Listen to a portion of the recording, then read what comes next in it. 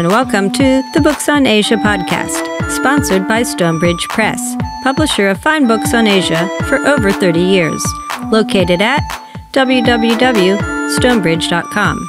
And I'm your host, Amy Chavez. Today we have with us John Rucynski. Originally from upstate New York, John Rucynski has been living in Japan on and off since 1994. He is currently associate professor in the Center for Language Education at Okayama University in Okayama, Japan. Despite being out of Japan in 2021 for his sabbatical, he used much of this time on a completely new adventure, editing A Passion for Japan, a collection of personal narratives. And that's the book we're going to talk about today. So, welcome, John. Thank you. It's wonderful to be here. Thanks for this opportunity, Amy. And it's wonderful to finally talk to you after many years of reading your column and reading your book right now, which, it's a shame we're not together. I'd like you to sign it, but maybe someday. Thank you. So that's The Widow, the Priest, and the Octopus Hunter? That's right, the latest book. That's interesting because you're in Okayama and I'm in Okayama. Have you ever been to Shiraishi Island? I have. I think I got your advice about that when you were still managing the International Villa. Yeah, so I did take my bike down there. And the funny thing is I, for some reason, never connected the exact place you were with your column.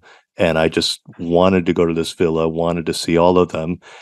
And I saw a woman on the beach running a bar. And I'm like, I should go say hi. And then something came up. And then I looked at your column later. I'm like, duh, you were doing the Moo Bar, and I completely missed the chance to come up and meet you in person. So apologies for that. No, that's okay. I just thought certainly you've been to Shiraishi since you've been in Okayama so long, right? Since 1994, is that correct? So Japan 94, but I've been around. I started up in Hokkaido, the frontier, came back to Japan 2004, so mostly in the Kansai area, but working in Okayama. Now, your book, A Passion for Japan, you also have a story in there, and you talk about how you came to Japan. Is that correct? That's right. And that was honestly kind of a late addition because I have several of my own passions for Japan, but I had contributors who could basically tell that story better. I'm a big Hanshin Tigers fan, but we have a better chapter in there by Trevor Ray Chuda. I love the Kumano Kodo hiking, but we have Mike Rhodes, who's an actual guide on the Kumano Kodo. So kind of reading these stories inspired me, like, what is my own passion? What is not what brought me to Japan, but I think what's more important, what kept you in Japan. So I talked more about an organization and how involvement with the Ship for World Youth program really inspired me and showed me that, I could belong in Japan. So A Passion for Japan, which is a collection of personal narratives. Now, how many narratives are in there? How many people are telling their stories and about their passions for the country? Yeah, so as you know, it's a huge book. So it ended up with 31, including myself. Yeah, which really blew me away as an editor. You're always fearing, will anyone relate to this theme? Would I get enough, proposals? And way too many. And then, proposals, that just so many good proposals I couldn't even include. So I would have been happy with 15 or 20. That was kind of my vision, but there were just so many stories I wanted to keep. So it ended up ballooning to about 30. And how did you come up with the idea for the book? So a lot of things came together. First, just, as a long-term resident of Japan, I'm always inspired by, I'm in my English teaching circle. So, when I see someone who's done something interesting or impressive in Japan, I've always just kind of, took note of that. Part of it was just being reflective. As you mentioned in my introduction, I was on sabbatical when I was doing the book. So kind of reflecting on all my years in Japan, because it really, takes you off guard how fast it goes. And I'm sure you can relate to that. And yeah, part of it was also just, recently turning 30, 40, okay, 50. And just, what have I done with my life? What has Japan meant to me? And just bringing some of these stories together. And I think I also I wanted to put out something very positive during, the pandemic, that just so many people were struggling and just trying to reflect and appreciate, our lives and our lives in Japan. more specifically. So all these things kind of came together, and just as editors or writers, we get all these random ideas, and most of them just get washed away. But this was just an itch, a good itch that just kept there. And when you find it's coming back and still in your mind every day, you realize you just have to embrace this and go for it. So this just all came together. And did you self-publish it? Yeah, so it's I guess if there's such a thing, kind of quasi self-publishing. So Tim Craig is the owner and editor for Blue Sky Publishing. So he does have a small publishing company, but then he is using KDP, Kindle Direct Publishing. So it wasn't completely my own publishing. I did work together with Tim, and I specifically brought this project to Tim first because again, Tim Craig, he's another long-time Japan resident since the 70s. I like his books about Japan. I like the way he approaches Japan. I know he knows Japan. I know he's a good writer and good editor. So luckily, I brought the project to him first, and he agreed. So it was very fortunate to make that an easy process. Yeah, when you had mentioned how as writers we all have lots of ideas, most of them that never come to fruition, but part of that is because we have to get through the publishers, right? We have to find someone who thinks it's a good idea. And most publishers are commercially oriented, and they don't want to pick up something unless they think it's really going to sell a lot of books. So it can be difficult to actually get something original out there, something a bit unique.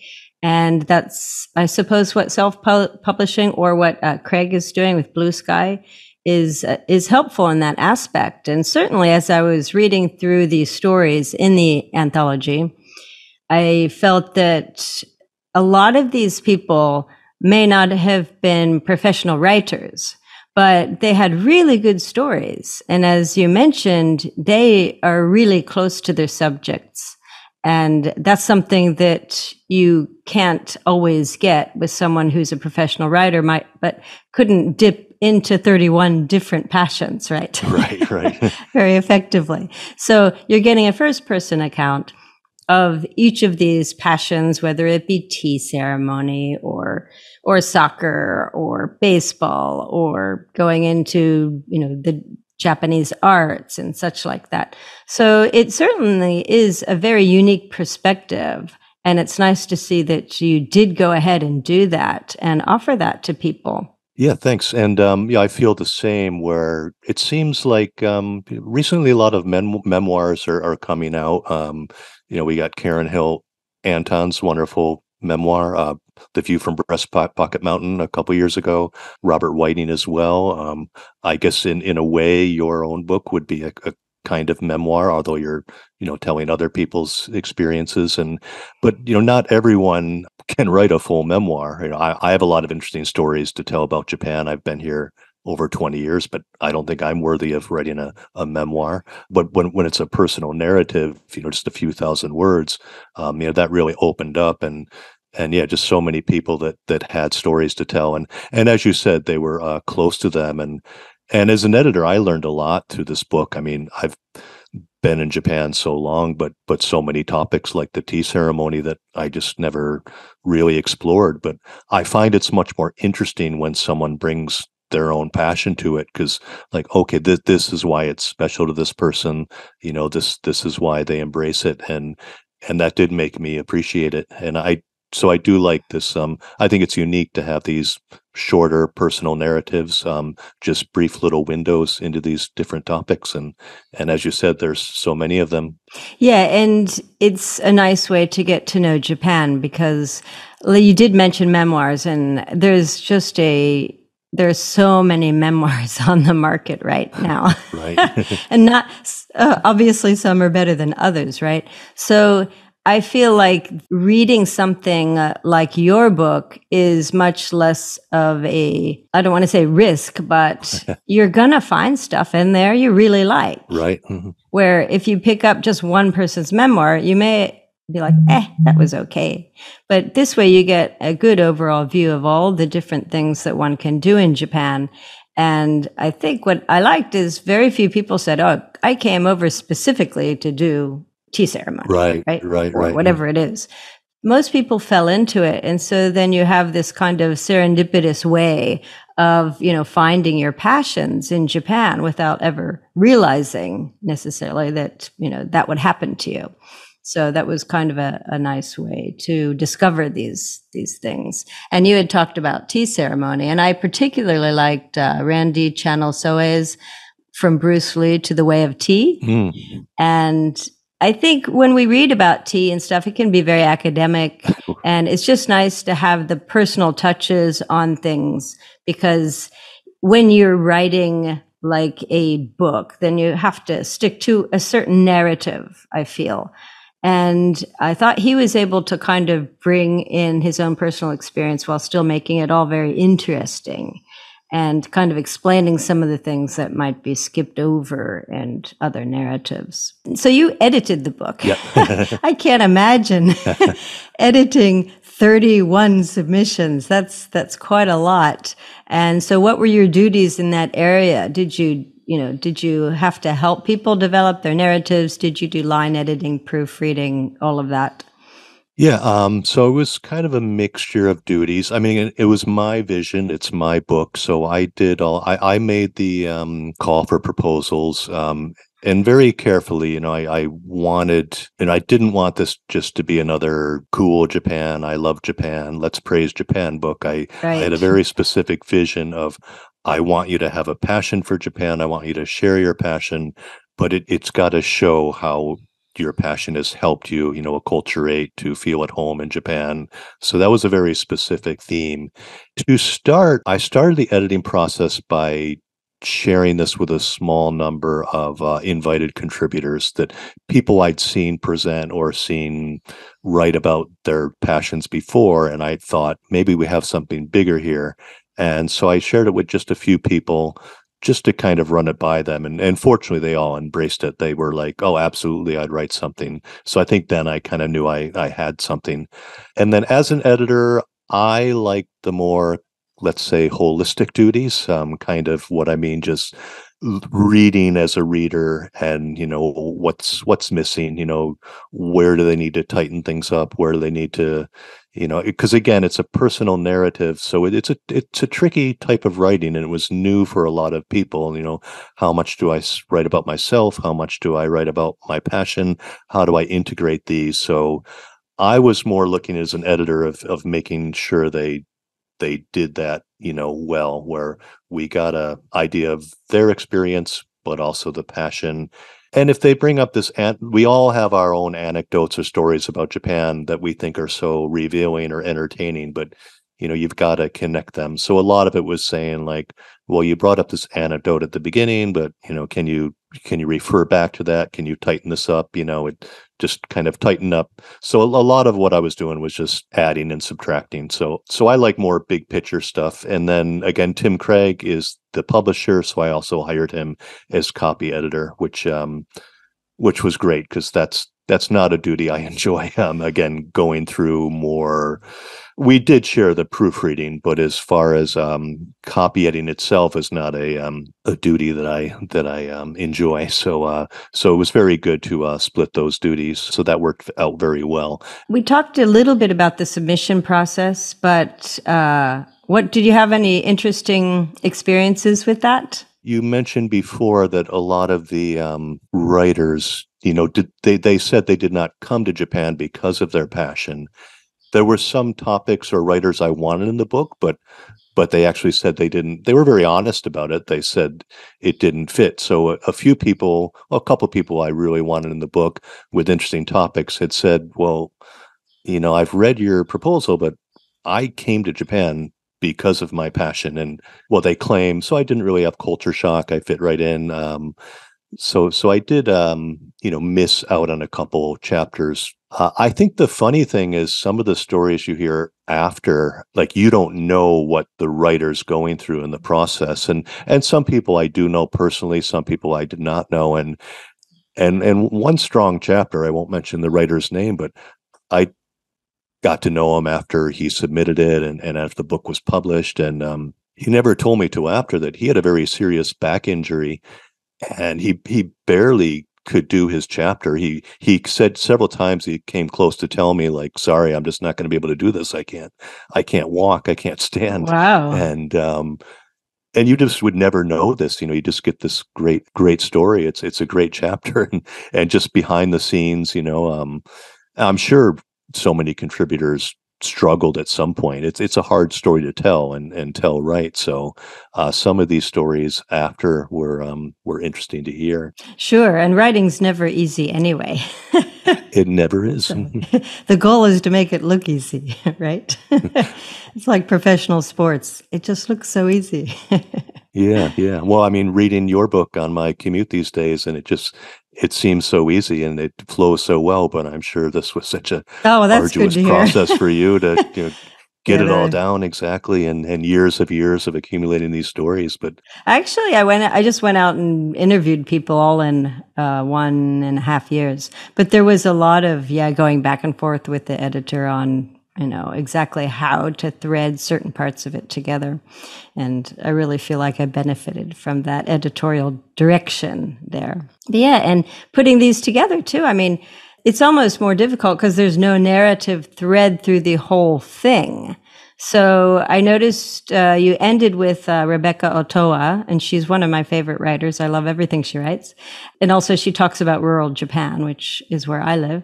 And then you started with Karen Anton Hill, or Karen Hill Anton. yeah.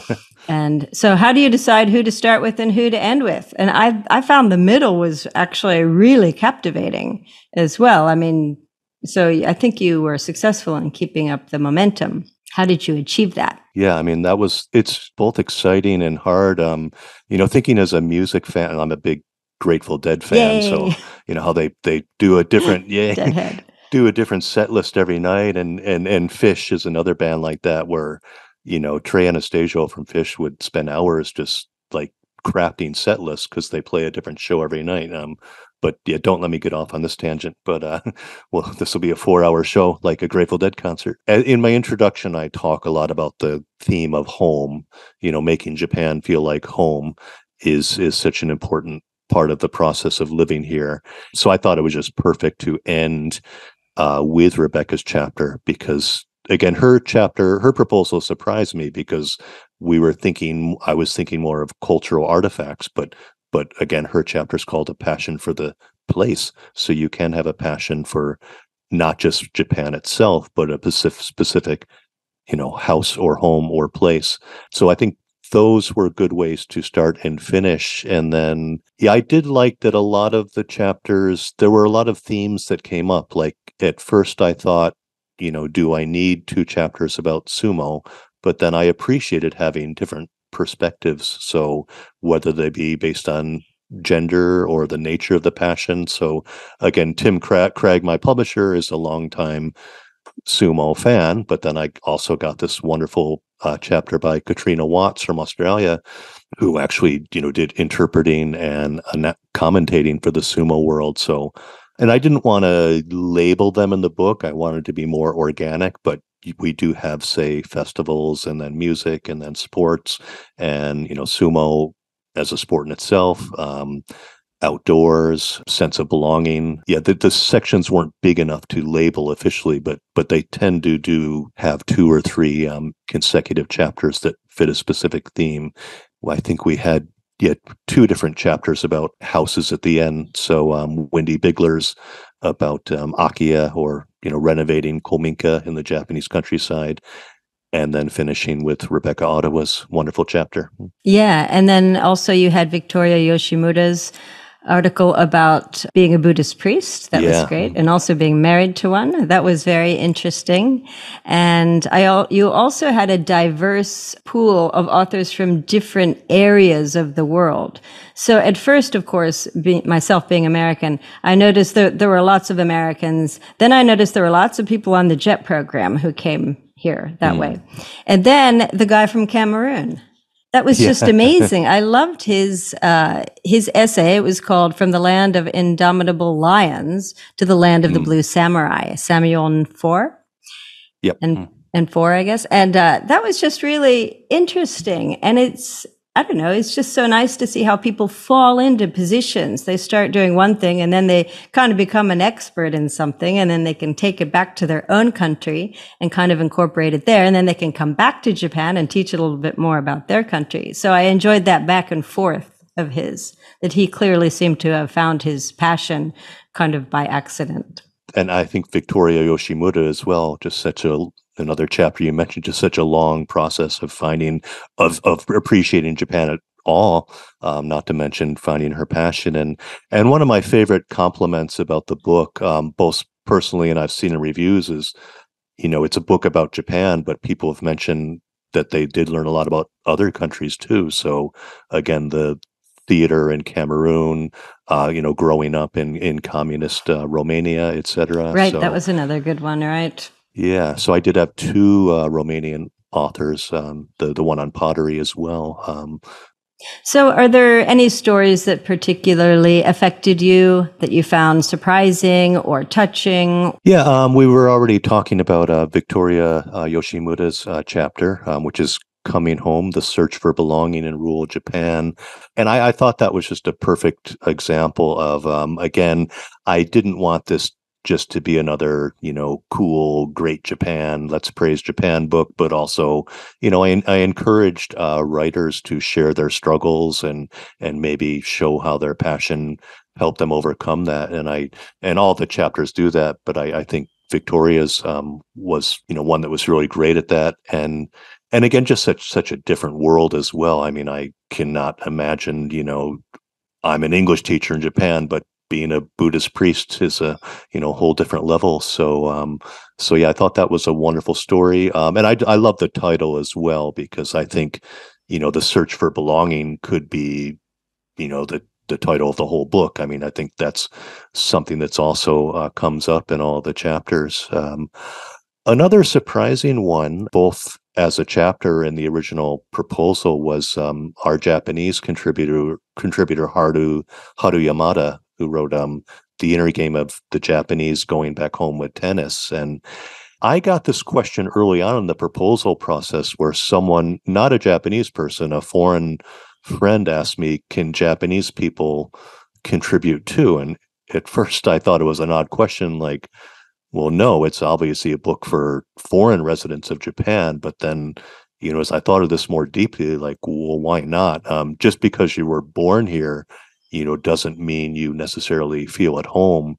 And, so Haru told this, very sad but wonderful story of being a returnee, going to elementary school in New York, and then just some of the harrowing experiences and horrible teachers she had back in Japan, because being considered kind of an outsider just because she'd spent time overseas, which as a teacher, I've seen that in my university classes where I've worked with returnee students, and you just sometimes see this struggle they're dealing with, where they're kind of treated like an outsider in their own country just because they had this special experience. And I do think Japan is progressing in that way, but I thought Haru's story was great to just show the process of finding something she appreciated about her own culture, and then that informed her research and her writing, because she was more talking about the kind of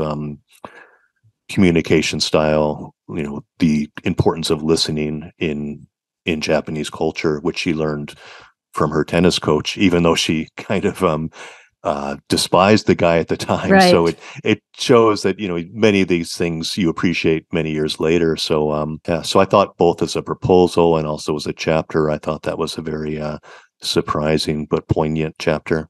One of the difficult things about an anthology, I think, as a reader, I'm speaking, because I don't know what it's like to put together one necessarily, but is to make it interesting, the whole thing, because there is a kind of a pattern after a while, right? I came to Japan, blah, blah, blah, or, whatever. But I thought Edward J. Taylor's story was surprising because he actually talks about finding his passion for walking in Japan. Right. So it wasn't even necessarily Japan related, but there you go, right? Because he was so interested in history and doing all these different trails. And he's also a guide for Walk Japan. Yep. So he he found that out. And I think there's something to be said for that as well, as we find out some things that, we wouldn't have found out about ourselves that really may have nothing to do with Japan and Japanese culture itself. But yet we grow and we evolve while we're in Japan. And for me, there's always that nagging question: is I have become who I am? Is it because of Japan, or is it just because I happened to have matured while I was here? Right. So I thought that kind of walked an interesting line, so to speak.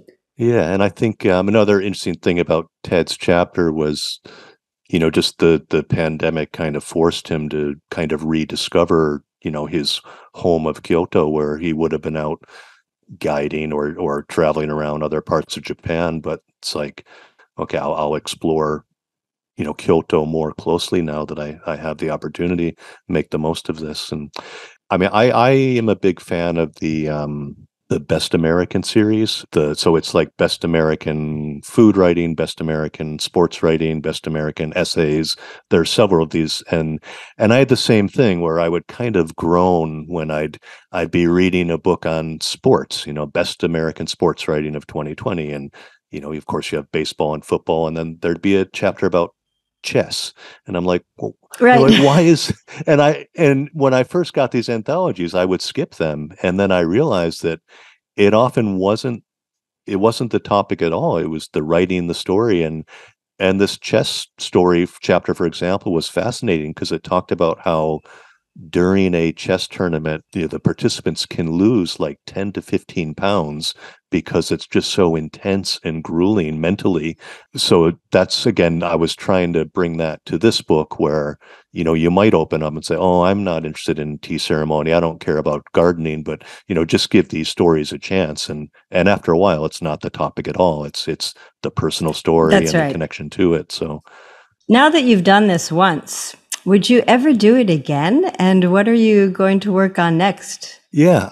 So I'm keeping that door open because, there's one, I mean, even though the book ended up a lot longer probably than I expected, I mean, I'm sure there's, so many stories still out there. And I had. And how long is it, if I can interrupt, so listeners do know how long it is? It's 450 pages around? The paperback is 350 maybe. So, and again, I know 31 stories does seem like a lot, but they're just roughly 3,000 to 5,000 words each. And I mean, I think this is a book, you don't have to read it in order. You can just dip in and then that's why one reason I just decided I thought it was fine to be so long, because there's so many different themes, and you don't have to read it in one sitting. You can read it over a year, like the editing process, and just go in at any time. You could almost use it as a reference book. And when you hear about something and you think, that's interesting, and then you can look it up in there and you can probably find an article on it. It covers an awful lot of Japanese culture. Yeah. But yeah, so back to your question. So yeah, I'm definitely keeping the door open. Despite there being so much in there, there's a lot that's not in there. I've given presentations about the book, and people came up and said, "Oh, I wish I knew about your book. I could have written about, this or this or this." So I'm keeping that door open. Our priority right now, we'd really like to get this translated into Japanese. So we're kind of looking for a publisher for that, because I mean, I'd like more Japanese people to read this book. Not that some of them can't read it in English, but I think it would be very important, for Japanese people to hear these stories, especially if they haven't, interacted with foreign residents a lot, just to see that, these interesting, deep connections with their culture and in a lot of things that Japanese themselves might not have a passion for. I mean, a lot of Japanese have lost interest in their own traditional culture. So, I mean, this might be a way to kind of reignite that interest in their own culture. You could even maybe play off of that TV show, Why Did You Come to Japan? Right. Seems so popular because the Japanese are quite flummoxed as to why foreigners, get these passions, like ninja, for example. They're like, ninja? Right. That's so irrelevant to living, right? To regular life and this and that. But yet it's become this whole niche kind of market for books and movies and all kinds of things. So Yeah, and I just like, again, I would like to maybe change that from why did you come to Japan to, why have you stayed in Japan? I think that's the more right. apt question. And yeah, that does come up. Linda Ding, who wrote the great chapter about living in Kamikatsu in Tokushima Prefecture, she has been on Why Did You Come to Japan? So I don't know if these episodes are up on YouTube, but if readers want to check that out, there's a wonderful, to go with her story, also get some video of life in Kamikatsu. Right. And I will add some links in the podcast notes for people who want to find out more about the book, where to buy it, and such. So now, before we wrap up, I always ask our guests what their 3 favorite books on Japan are. Now, I know this is really difficult. It doesn't have to be like, oh, my top 3. It could be the most interesting books, or quirky books, or books that haven't gotten enough press, you think, or they could just be really popular books. It could be even a Murakami book. That's fine too. So let's roll. What are your 3 books on Japan? Okay, so they don't have to be my 3 favorite books written by you. No, I don't think there are 3. Okay. Okay. Well, there are 3, but they wouldn't be your favorites. Okay. I'll start with, and this is not obscure at all, but Robert Whiting, You Gotta Have Wa, which is a history of that's great. foreign baseball players in Japan.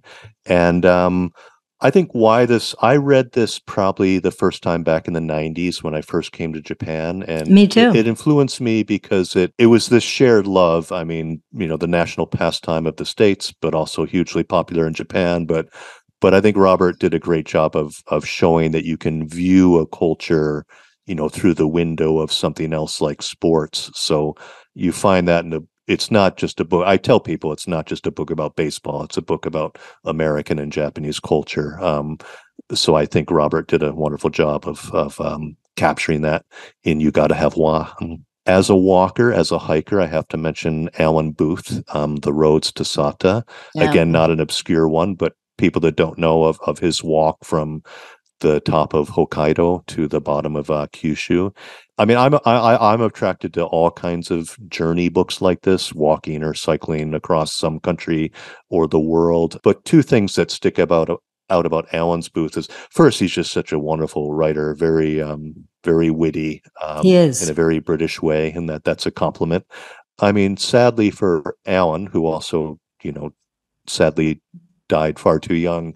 But I think it shows that Japan has progressed a lot with its relation to foreign residents, where I've cycled and hiked all over Japan, and I've never experienced any, some of the horrible things Alan did, like where he just was refused accommodation at a lot of rural ryokan because it was just, such an odd thing at the time. So I think it shows that Japan has become more open. But I still think it's a great window into that time in Japan, and especially rural Japan. So just highly recommended. And can I have a tie for 3rd? Yeah. Okay.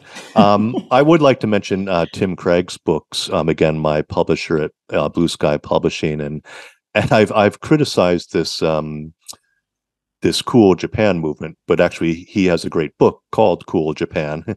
And why I appreciate it is Tim also has an MBA, so he looks at it from a business perspective.